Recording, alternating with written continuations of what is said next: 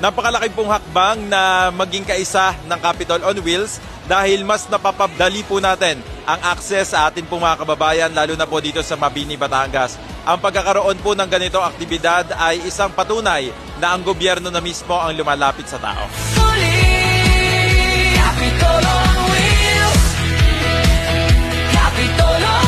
Ako po si Michael Hernandez, Senior Science Research Specialist ng DOST Batangas. At ang DOST Batangas po ay kaisa sa pagpapatupad ng Capitol on Wheels na proyekto ng atin pong mahal na Gobernador Vilma Santos Recto.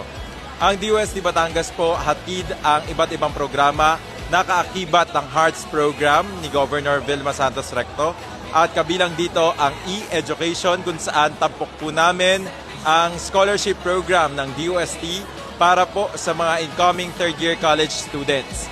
Ang mga interesado pong mga mag-aaral na tutungtong po ngayon sa kanila pong ikatlong taon bilang mag-aaral sa kolehiyo ay maaari pong mag-apply kung sila po ay nasa engineering, science, and technology courses. And pwede po sila mag-log on sa junior or jlss.science-scholarships.ph para po sa application at mga requirements. Handog din po namin ngayong Capitol on Wheels dito po sa Mabini, Batangas. Ang isa pa sa nakaangkla sa Hearts Program ang technology kung saan tinutulungan po natin ang mga micro, small, and medium-sized enterprises sa technology upgrading.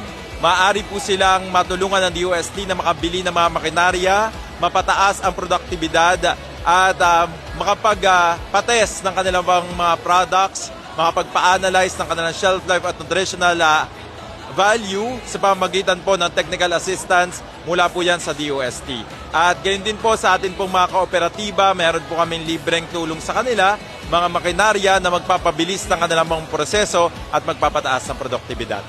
Maraming salamat po sa pamahalaang panlalawigan ng Batangas sa oportunidad na maging kabilang ang DOST sa mga ahensya na magdadala ng serbisyo papalapit sa tao sa pamamagitan po nitong programang Capitol on Wheels. Gayon din po, maraming salamat sa mga kababayan po nating Batanggenyo na patuloy na tumatangkilik sa atin po mga programa sa Department of Science and Technology.